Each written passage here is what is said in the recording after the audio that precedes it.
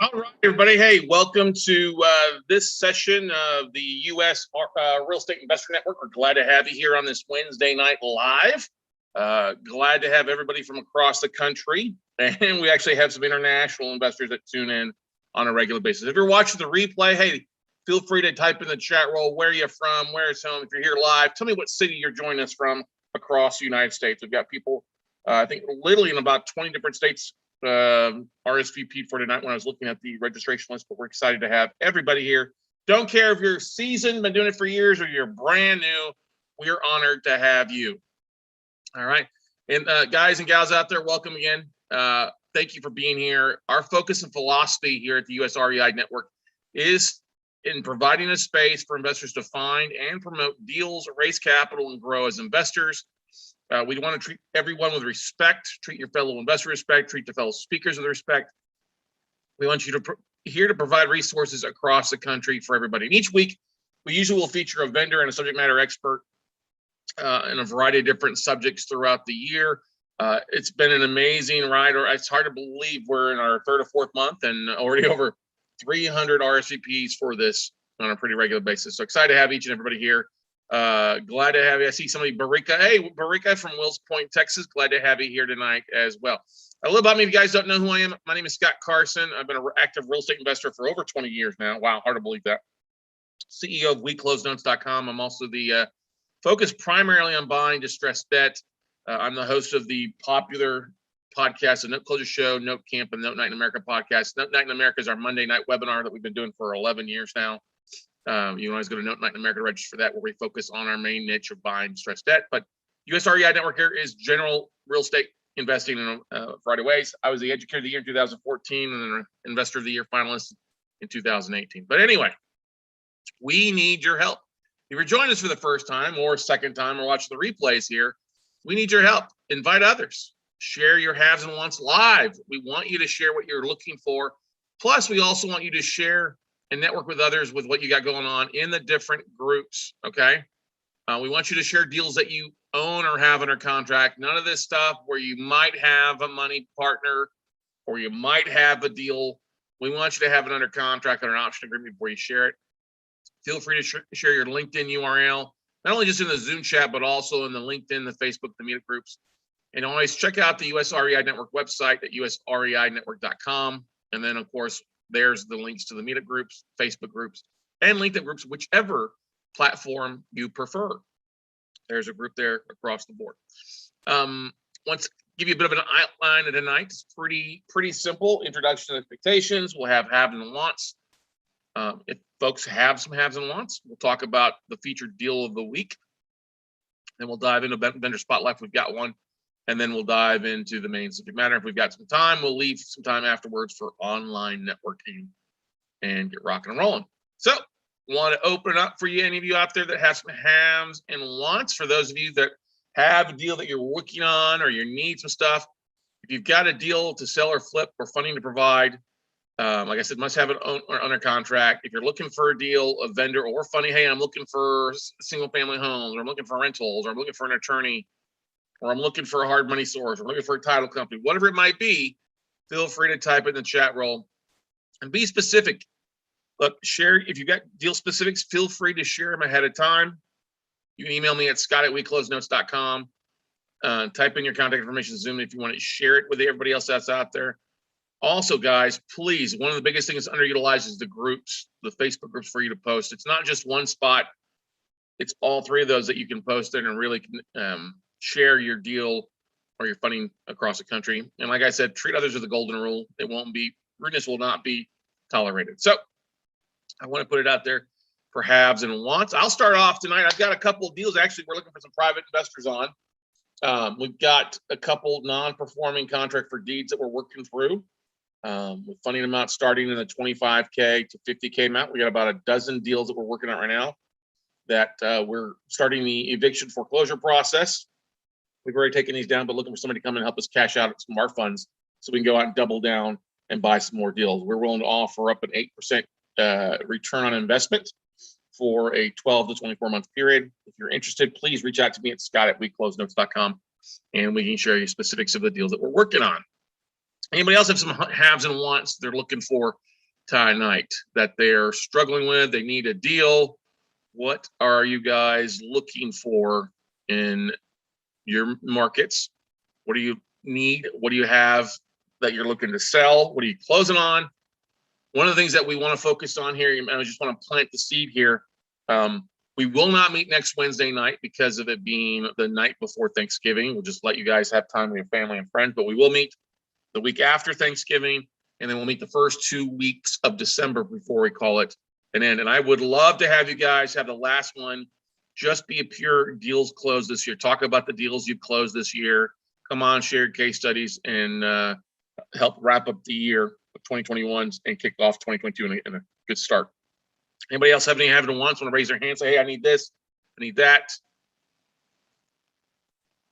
All right. Give you guys the opportunity. All right. Well, we'll dive into the featured deal of the week here for you guys. This is a deal that we are interested in selling. Actually, this is a duplex in Springfield, Ohio. Actually, not Illinois, Springfield, Ohio. It's a non-performing contract for deed. It's now vacant. There is some construction going on. Borrower has not paid a little off. Fair market value of about $52K. It rents both sides for about $700 a month each side, so $1,400 is the median price there. The borrower has an unpaid balance of $35,500. They owe over $45, I believe. I forgot to pull the payoff on it. We're looking to sell this at $25K. Like I said, currently under rehab. If you're interested, drop me an email at scott@weclosenotes.com. I'd like to send the address to you. Any other information that I can provide for it. But we do have the full collateral file. We do have the right to foreclose on this. We've been working with the borrower on this stuff. Didn't make payments through COVID and has gone non-responsive. We thought we had a loan mod with the guy, reinstated, and then he's just gone quiet. So I'm tired of screwing around with the guy. So it's a nice looking duplex in Springfield, Ohio. That photo is actually one that I took. We drove by this asset a couple years ago when it was performing, and pretty excited about it. So it's a pretty good deal for somebody. If somebody doesn't make an offer, we'll finish the foreclosure and sell it as an REO and go from there. Like I said, if you're interested in adding a duplex to your portfolio, drop me an email at scott@weclosenotes.com. Right, we will move on there. So if you'd like to have your deal featured, if you got a deal that you're looking for funding or a deal case that you want to talk about to share across our network of investors, feel free. Email me the deal specifics, photos, story, what's going on with the deal to my email address at scott@weclosenotes.com. We'll put together a slide or two together and bring you on to tell the story and help you pitch your deal, whether you're looking for funding or you're looking to raise capital or looking to sell it. It's a great idea for you. And there is no cost to you.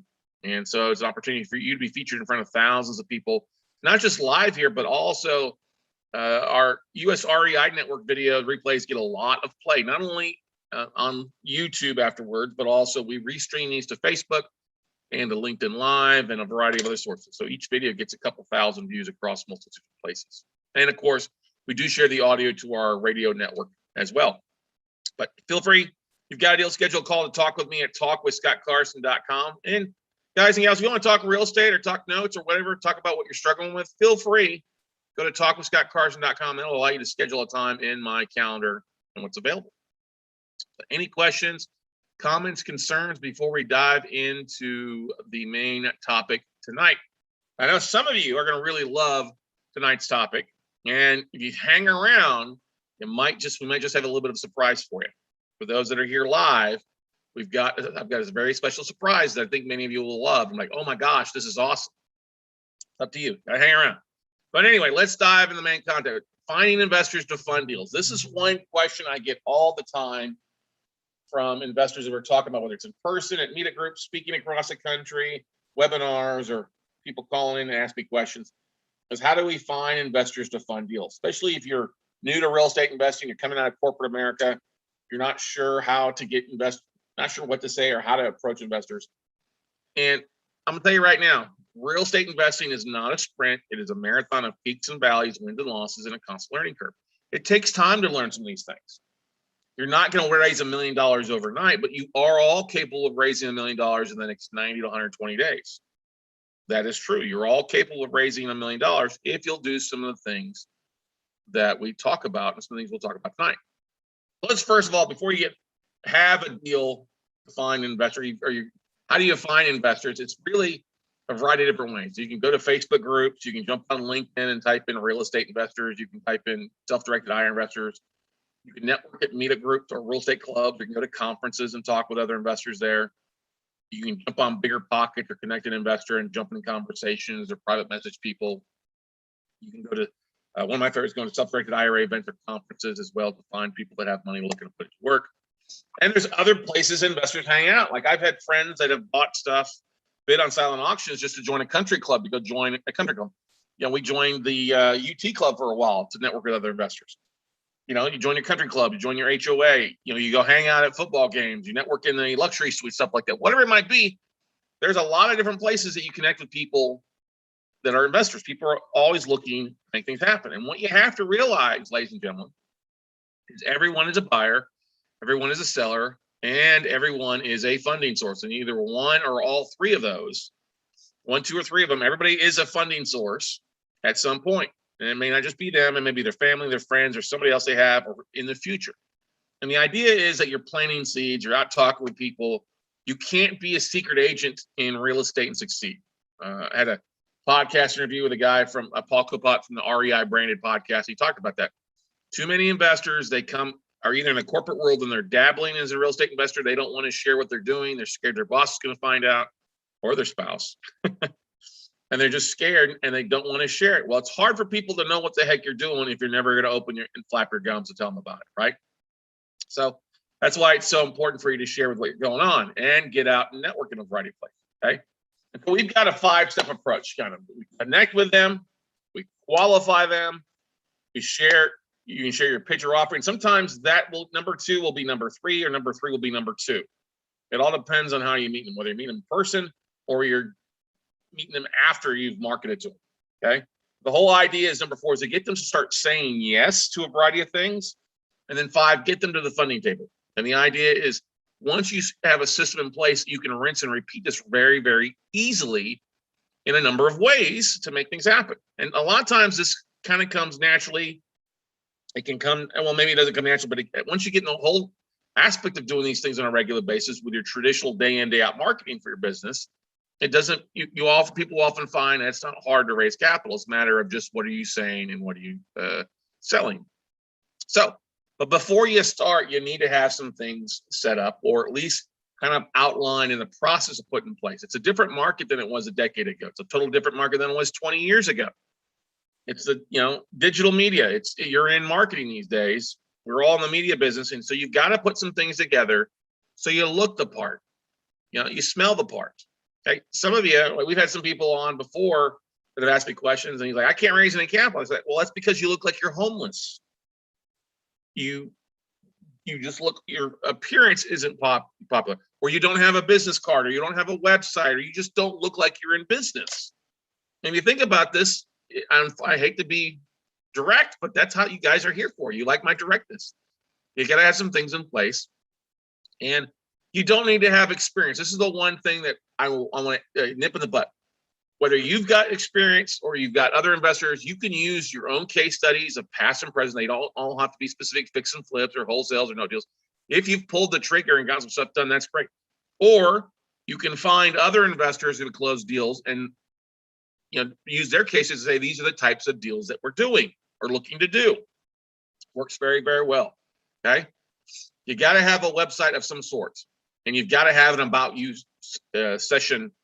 Got to have an about you section in your website with your face. People often will put up a website with no personality to it. It's a logo.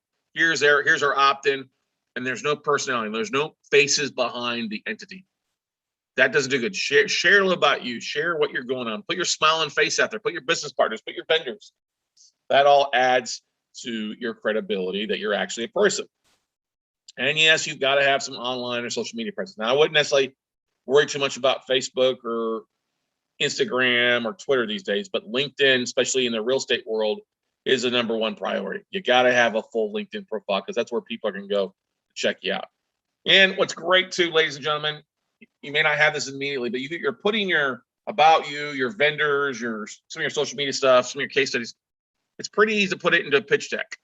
And we've talked about before in some of our webinars. If you go to my YouTube channel, weclosenotes.com, or WeCloseNotes.tv or YouTube/WeCloseNotes, you'll find us talking about a pitch deck. Do a search for pitch deck in our videos. You'll see about an hour-long webinar we've done on a Monday night before, or a 15-minute cutout with my own pitch deck in there for you. Okay. You've got to have an executive summary and business cards, especially if you're out networking and meetup groups. And here's the thing, we'll get to business cards in a second. You got to have an entity. You got to be in business. If you're just doing a DBA, you're not really in business, no offense. You're really playing Russian roulette, not only with your deals and money, but with other people's money, because you're not having that asset protection in place that an entity can provide if you're doing well. And I highly encourage you, if you have not gone and watched the replay from Brett Brisquet from Laughlin Associates, it's well worth your time to go do that. Okay. You do not want to be a jack of all trades. I went to a meetup group one time in Orange County, and the lady hosting the event had 12 different things that she did. Oh, I'm a note investor. I'm a real estate investor. I'm a house cleaner. I also do this, this, and this. And her business card had like 7 things on it. I'm like, that's not professional. You want to brand yourself as the expert in one field. When people think about a realtor in your neighborhood, or an investor, or a fix and flip, or a landlord, whatever it might be, whatever your niche might be, you want them to think of you. And if you have multiple things you're doing, it confuses people more so than anything else. So do not be a jack of all trades. Now, here's the thing. If you're a realtor, it's okay to be a realtor and a real estate investor. If you're a mortgage broker, it's okay to be a mortgage broker and an investor. Those things go hand in hand. Or a realtor and a broker, or a realtor and a mortgage broker, those things kind of go hand in hand. If they go hand in hand, that's okay. It's also okay if you're have a full-time career in something else besides real estate, and you're an investor on the side. That's fine. But when you start doing 3, 4, 5 things, it gets watered down really fast, and your marketing is ineffective because people don't always know what the heck you're doing. So yeah, put some of these things in place. We're not talking ideally perfect, like award-winning stuff. We're just talking about, hey, put a website together. It could be a 1-page lead page or a landing page of some sort. Get your LinkedIn profile up and rock and roll. Understand what you're focused on and put together either a PowerPoint presentation or something that you can use as a pitch deck with your vendors and case studies to really show, hey, you actually know what the heck you're talking about. Okay. Now, the first thing when it comes to connecting investors, it's kind of a twofold, how you do that. Well, you can either networking, and that's in-person networking, and that's a great thing to build rapport. Like I said, meetup, REI events, sharing your haves and wants. But going to a meetup group or an REI event, it's going to take about a 6-month process, especially if it's just once a month meeting. And if you're only going to that one meeting once a month, it's going to take a while of you showing up regularly for people to recognize you and start building rapport. If you go to conferences, you'll meet other people there, grab business card swap. The biggest thing you can do at a conference or an event is do not eat or sit alone. Go network with somebody, go grab lunch with somebody, go grab dinner, breakfast, grab coffee, whatever it might be. Okay. Just don't sit or eat alone. You've heard that book, Never Eat Alone. Great book to read. Now, when you go to an event, you're going to see a lot of vendors there, vendor booths. They've got flyers and info what they do. It might make sense for you to grab a vendor booth or pay to be a vendor at an event or a conference or meetup group. That way you have people coming by you automatically to see what you're doing, and you can grab their information, or they can grab your information, and it makes it much easier. Being a vendor is underrated. As a real estate investor, it's very underrated if you don't have a booth. Now, yes, we know contractors and other service providers understand this, but if you put up a sign that you're a professional fix and flipper, you've got deals, you're a wholesaler, or whatever it might be, get you a booth, pay the $500 or whatever it might be, and put some deals together, put some flyers, some info on what you do, and make it a giveaway, a $50 gift card or something like that to get people's information. It's well worth it. And always networking in person. Your vendors can be great resources for people that are lending money or know investors as well. Title companies, asking for referrals from them, from realtors, from other investors. Hey, I've got a deal, I'm looking for funding. Do you know anybody that might be interested or has some money they're looking to invest? Okay. Now, the opposite side is, I call it direct marketing, not just networking. It's the aspect of marketing for investors to find you. Now, you can do that with direct mail. This is the only direct mail that we do, is sending out to IRA investors, or you buy a list from Exact Data or Melissa Data. There's a variety of different list sources that you can buy but then you still got to send some information out to them. This is why we talk about the executive summary, your pitch deck, some of those other things, a website being important when you start networking. Videos. You guys know I love videos. Video works 24 hours a day, 7 days a week, 365 and 1/4 days a year for you. It's an advertising out there for you. And if you put your 15-minute pitch deck online on YouTube and you're sending it out and marketing to investors and people are watching it, you're going to have people that reach out to you and say, hey, I want to find out more information about what you're doing. Of course, you can always go on online connections like LinkedIn or Bigger Pockets and market to people directly. You know, you want to try to build rapport. Nobody likes those direct invites and say, hey, do you buy my service or anything like that? But the point is, start building rapport in those things. Say, hey, I saw that you posted that you had 50K you can invest. Here's a little bit about what I do, and maybe we should talk. Maybe it might be something you might be interested in. Okay. Of course, there's the old-fashioned email blast to your database. Hey, I got a newsletter that you send out monthly or weekly. Here's what we're working on this week, or here's what we closed on this last month. Those things do really, really well. Email is still the #1 return on investment when it comes to marketing out there. And what's sad is when we've done surveys, religiously, 50 to 60 to 70% of the audience hasn't sent an email in the last month to their list. And that's a bad, bad thing. Okay. You know, I would love to ask that tonight, but I don't want to be disappointed. You know, people, and this is another thing, people just don't know how to market sometimes, or they're scared to market. What do I say? Look, talk about your deals, talk about how you became an investor, talk about what you're focused on, talk about the markets. There's a whole variety of different things that we share on how we direct market to investors, whether it's in person or it's direct, like direct mail, or with our videos, blasts, or our email blasts. But you got to pick one. And oftentimes you're going to be doing both of these. And if you just rely on networking in person, it may take you a little bit longer to connect with people if you are only going to something once a month. Okay. Now, the most important thing is to qualify your investors. If you're actually meeting with people and talk with them at a meetup group or something like that, people have reached out to you and want to find out more information, you got to kind of qualify them. You know, what's their experience? This is one thing I always like to ask. What's your experience? Tell me what you've done. Tell me what you've invested in real estate before. How did that work out for you? What kind of returns did you make? How much are you looking to invest? Because this is an important thing. If you need 100 grand for a deal and somebody's got 5 grand, you don't necessarily want to waste your time going through a bunch of fivers. You want to go through people that have 50 grand, at least, usually maybe 25 if it's your very warm market. But find out how much they are looking to invest and what are their expectations. And expectations is what kind of returns they're looking for, how long are they comfortable tying it up, you know, how much active they want to be. You know, the important thing you have to ask yourself and talk with them, are they going to be a pita? Now, pita doesn't mean like a pita bread. It means pain in the ass. What does pita mean? Are they going to be a pain in the ass? Are they going to ask you a million questions every week? Are they going to be looking at the property? They're going to, you know, you don't want pita investors, pita funders. You want people that have some experience that'll let you do your work, that you can communicate once a month or once a quarter and go from there. You want to make sure that their goals match with your opportunity. Last thing you want to do is like, hey, this is a 12-month deal, and their goal is 90 days. And after 90 days, they're like, oh, I got to get out, got to get out. Doesn't work that way. Or this is my only 15 grand. Oh, I didn't work as much this month, so I got to have some of my money back so I can pay my bills. Oh, I pulled money off a credit card to fund this deal, and now the credit card payments eat me alive. I only bring these up because these things happen. So make sure that their goals match up with your opportunity and what you're focused on. And I'm going to tell you right now, not everybody that reaches out to you is going to be a yes. Sometimes saying no might be saying yes to your sanity, ladies and gentlemen. We all know people that we probably shouldn't do business with. It just happens over time, and that's okay. Doesn't mean they can't be your friends. Doesn't mean that they can't in the future be a potential investor with you.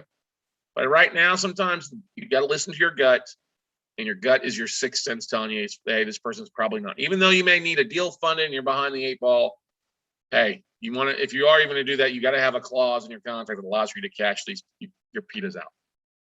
Okay. I call it the pain in the ass clause. If at some point we deem that this is not working, you're a pain in the ass, I have the right to cash you out at any time. Now, when it comes to sharing your pitch, this may be after, when you've met with somebody, it may come before qualifying. If you're doing stuff online, is in your pitch to investors, you got to keep it simple. It's the KISS method. Keep it simple, stupid. All right.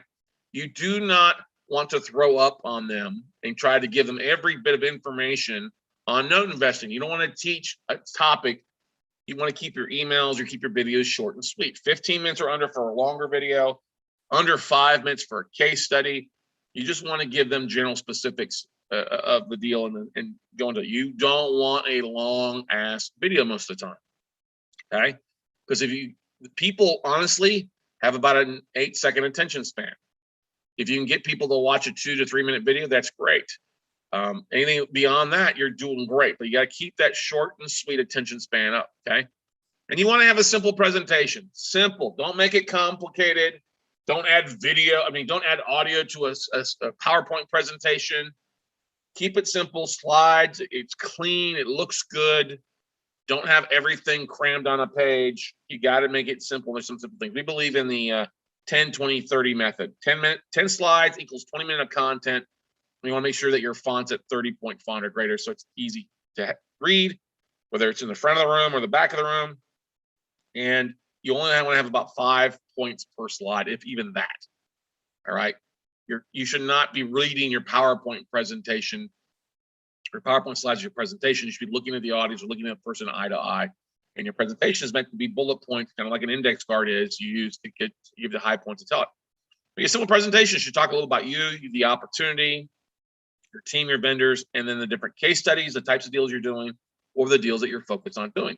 And the biggest thing at the very end, people get scared to ask for the sale. And it's simply a very simple sentence.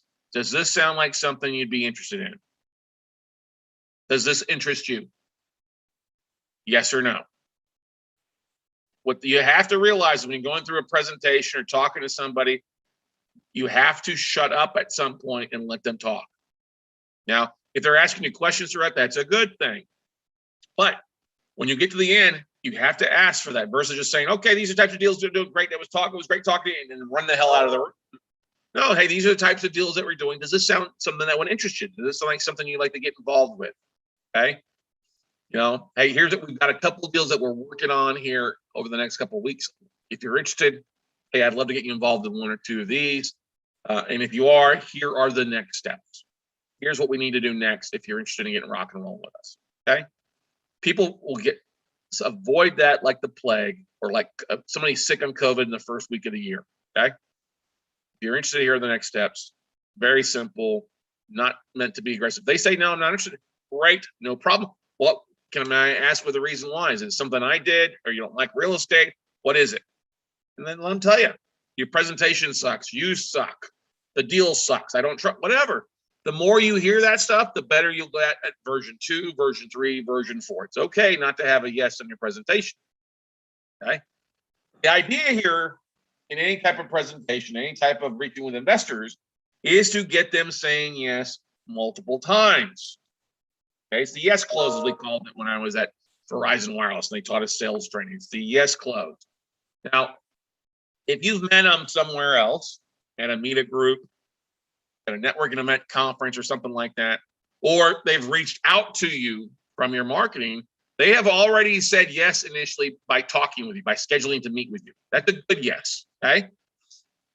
If they're asking you questions as you're going through your presentation or going through and talking to you, they are saying yes. I don't like to have people just sitting there stonewall and not say anything. And this is the biggest thing that people suck at. If you're telling a story and people get glossy-eyed, or they look at their phone, their watch, and go away, you are a bad presenter. You're a bad storyteller. It happens all the time. You want to keep things simple. You want to not go into too much detail. Nobody gives a shit about something that was 6 years or 7 years or 5 years ago. Don't waste their time by trying to quote years. Okay? Keep your presentation short and sweet and allow them to ask questions. Okay? If they tell you how much they are looking to invest, it's a yes. Okay. How much are you looking to invest? Oh, I probably got 50 grand or 100 grand. Or I've got 50 grand I'm looking to do something with. Literally, people out in like bigger pockets. I got 50 grand, 100 grand, 75 grand. That's a yes if they're looking to invest, and it's worth the conversation. Okay. Now, once they said, yes, I'm interested in doing something, I've got 50 grand to put to work. Great. Then we need again to fill out an investor questionnaire. And investor questionnaire is not meant to be complicated. It's like a 1-page, 2-page thing. Talks about their background, what's their experience, what they do, how much they make. The information. If you've ever gone to a bank or a financial advisor, they're going to ask you some investor questions. What's your experience? What are you looking for? What kind of money to make? What kind of assets you have? It's not difficult at all. We provide an investor questionnaire for some of our students. Okay. You also need them to send you a proof of funds. You got to make sure they've got the money to have it. Like, I'll give you a great example. We're working on a deal right now. Somebody says they're going to buy a condo, and we asked, okay, great. We sent them a loan sale agreement, and we asked for proof of funds. Well, the sale agreement was for 150. We only got a backup proof of funds for 50K. And like, that's not the full amount. This is not a valid. No, we need to have the full proof of funds. Okay. Otherwise, we're moving on. And it's not meant to be difficult. All we need to see if somebody's going to fund a deal from you is a bank statement or an investment account statement showing they've got the money in there. Now, the very important thing is that they send that back to you. That's a yes. You get them to fill out the investor question. That's a yes. Also, send a pledge letter. Now, this is nothing complicated. I know pledge letter. Ooh, is this on letterhead? Stuff like no. It's literally a simple email saying, "Hey, Scott, the bank statement shows 200 grand. I'm willing to invest 50. I'm really glad to pledge 50 grand to you for deals." It's something that you use to provide for your buyer or the seller that you're buying the deal from. That, hey, I've got an investor. Here's his proof of funds. Here's his pledge letter saying he's pledging this money to me that shows they can fund it. It's meant there to help you. It's also meant to get them saying yes, yes, yes, yes. Now, if they aren't going to be funding the deal out of their own checking account or their IRA or their own savings account, whatever it might be, and they want to use their IRA, if they're using IRA funds, you need to get them to open up a self-directed IRA and then sign the funding agreement. Your funding agreement is something you would send them to do. Like, here's the agreement. We're going to do this for 12 months, or you're letting me the money for 6 months on the deal, whatever it might be. But if they're going to use an IRA, you need to get them open an IRA ASAP. Now, it's going to take 3 days for them to trade out of their funds, whatever they're in, and roll that money into an IRA. 3 days plus a couple of days of transfer. So you're talking about a week that you need to be working with people to get something transferred over so it's in a spot that you can use. So keep that in mind. But if they're interested, then what you want to do is don't just give them a number to call Quest IRA or call Rocket Dollar or Mid-Atlantic, whatever it might be. You want to get on the phone and get those documents they need and help them fill that out. Help them get their account set up. Some people, some funds will actually give you a discount code towards opening a new account, or they'll waive it if you're a big referrer. They're there to help you out with something. But then ultimately, you have to get them to wire the fund. And I usually like to send the funds to an escrow account, either a separate account, a separate checking account we have that's basically for incoming and outgoing, or we send it to an escrow account with an attorney or at the closing table to hold for when we close in the next couple of days. But those are basically 5 different yeses that you get along the way. Now, people will flake on you. People say they're interested and they will never fill out the information. They'll never fill out the investor questionnaire. They'll never send a pledge letter. Now, if they don't send you those things, you can call them once or twice, but do not bother them, because otherwise, if they haven't sent them to you, they're telling you they don't want the dude. Doesn't mean no. It means not now. Maybe they're not ready to, but then you need to go and move on to other people. If you keep waiting for the one person who says they're going to invest 100 grand, they don't do these simple things, the likelihood they're going to fund is not a good thing. So don't fall in love with your investors and people that say they won't send you the stuff that they need to. That's a bad relationship. It's a bad formula, and it's a formula for failure. If you don't take that, don't ask these things. Okay. Like I said, you got to get them funding, but the idea here, too, if they get funding, hey, your funding sources are your best opportunity for them to be repeat clients for you, repeat customers for you. Now, maybe they don't have the money themselves, but they do have other people that could reach out to. So you want to set up some sort of communication system, whether it's through like a Basecamp group, a Dropbox, or a monthly, quarterly communication where they can see the conversations going on. A lot of CRMs have some sort of login system where they can see what it is. Most people won't log into a system. You want to make it easy for them to get. This is why we like Basecamp, because we can upload documents there and it'll notify them that documents. I can go in and post something on there and it notifies them what's going on. It's a great kind of way to communicate. Very simple. Dropbox is very similar too with files, but I don't like the fact that Dropbox doesn't allow you to talk back and forth. Okay. Now, depending on what your agreement is, I don't like doing monthly payments. We like to do quarterly payments, but pay them that on an agreed upon basis. You want to build in also a little bit of window, 7-day window where things, if something comes in late or something's paying late or something like that, or God forgive, you're sick or the holidays, give you a little bit of room to be a couple days beyond the normal date like you would anything else. Now, like I said, you got deals, you got them rock and rolling, you're paying them on time. Hey, present them with other opportunities that they may have funds in other places, or may have friends or family that want to get involved. with what they're doing too. Because trust me, if they're making a 6 to 8% return on their money, they're going to be talking to people, man, we're in a deal, we're making 8% where my money was making 0. Okay. Don't be afraid to send more deals. People often have money squirreled away other places. And ask for referrals. Ask for testimonial. Hey, we did this great deal. What did you do? Do you mind providing me a testimonial that I can give to my other investors? Or would you be a referral source that I can have them talk to you? You give me a recommendation. Ask for those things. Not enough people ask for those. And that's a great way to add that to your pitch deck, or add that to your investor database. Like, hey, here's 3 investors that we've done deals with. You can give them a phone call directly to talk about these deals. So that's kind of the basic thing when it comes down to 5-step approach. Once again, we'll go back to that, is basically connect. Me go back here. I want to go back to, like I said, our 5-step approach is pretty simple. You connect, okay? Connect with them, qualify them, share your pitch or your offering, get them saying yes, and then get them funding. And then you just rinse and repeat as deals come through. As you're marketing, as you're doing deals, it all kind of goes in play. Now, one of the things that we teach is, as you're doing your due diligence, the information you find, the photos online, the links, the rent rates, as you're doing your due diligence, that becomes great information in your pitch deck or in qualifying the deal that you can share with your investors. Like, hey, here's what we've done. We pulled the taxes. We pulled the rentometer. We pulled the truly a crime report. We pulled photos online so that you are helping them with the work and helping them feel and sleep more comfortable. Because here's the thing, ladies and gentlemen, people just want to know that they can get their principal back, that they like and can trust you, and that's what it comes down to. Questions, comments, concerns?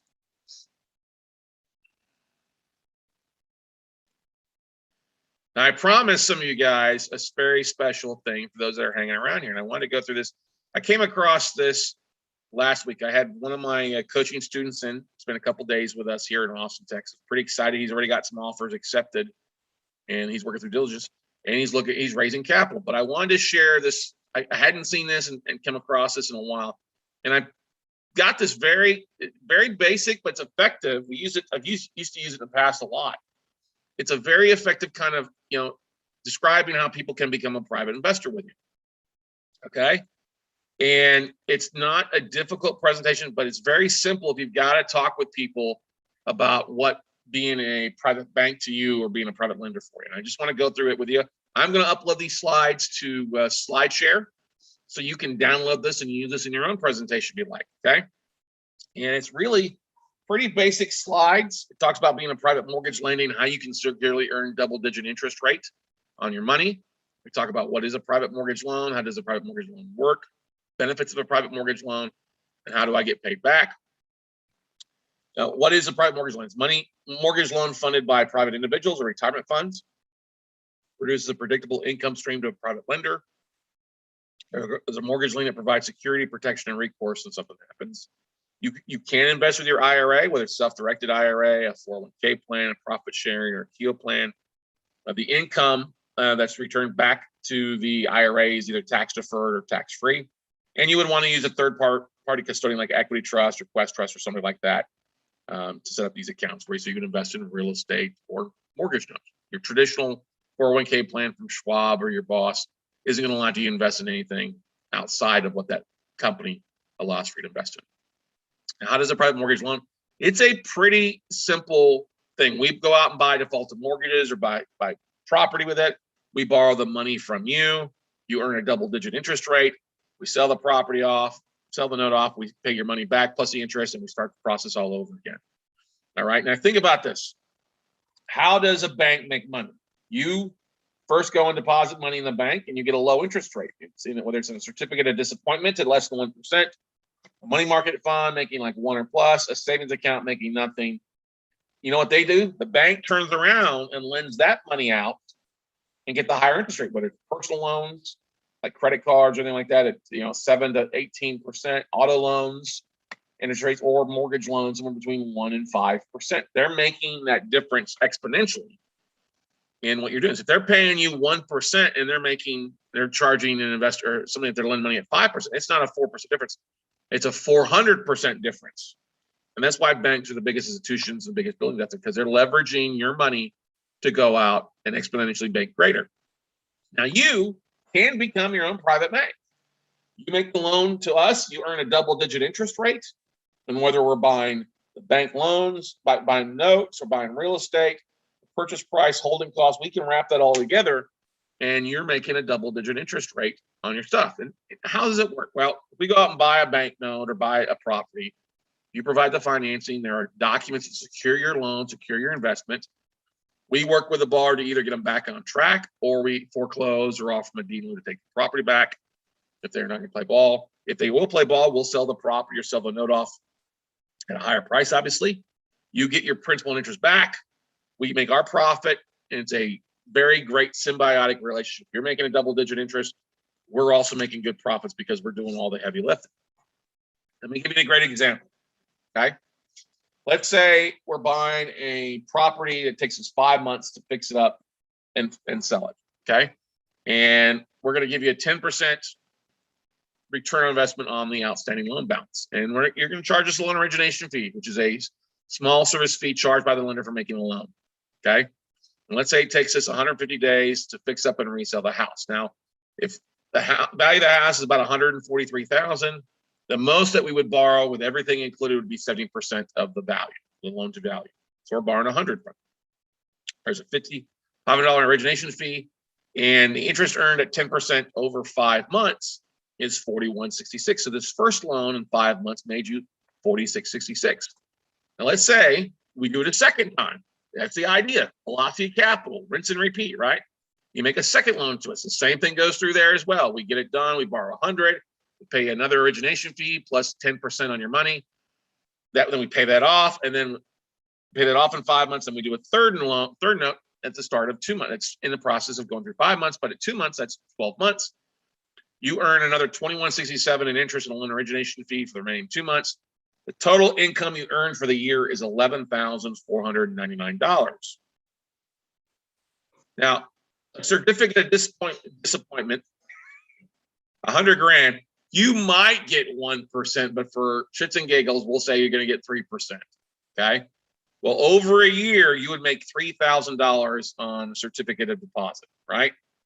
Don't raise your hand if you've got one. Okay. It's sad, but usually you've got to tie it up for 5 years to get 1 or 2 or 3%. Okay. Now, if you compare that to what we just did, and you being a private lender to us, taking that same 100 grand, we're basically doing 3 deals in a year.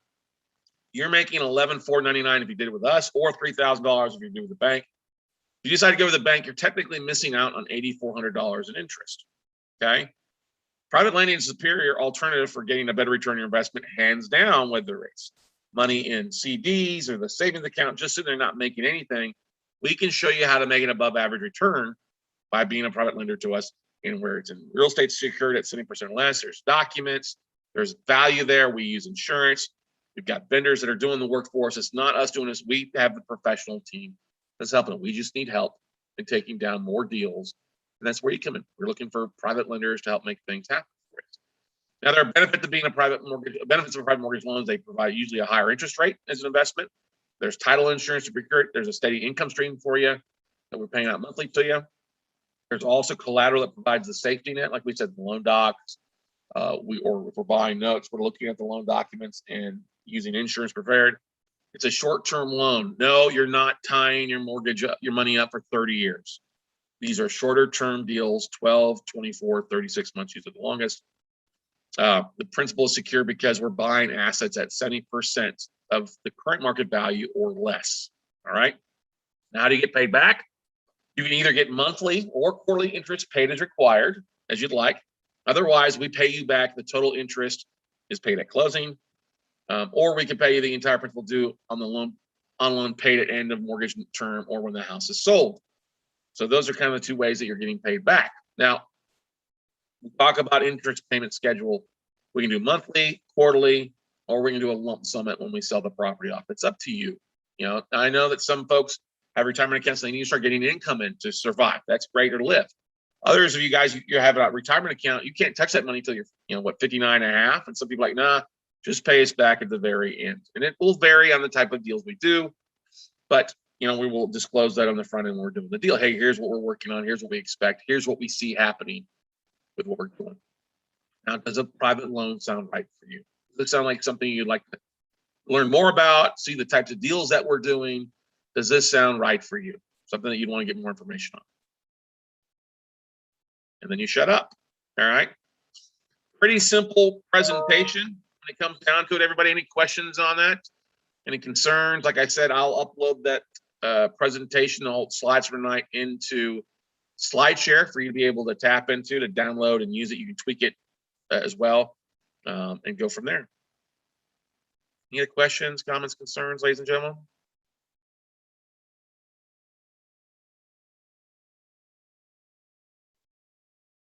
All right. Well, if there is no other questions, we will let you get back to your Wednesday evening. I want to thank you for joining us here at the US REI Network. We'll have the replay up for you guys by tomorrow. We'll live stream it across, Facebook, YouTube, LinkedIn, and then of course we'll get an email out with not only the replay link, but also a link to the presentation tonight as well. So I want to thank you for joining us here on US REI Network. Go out, be safe, everybody. Have a great evening, and we'll see you all at the top, everybody. Bye.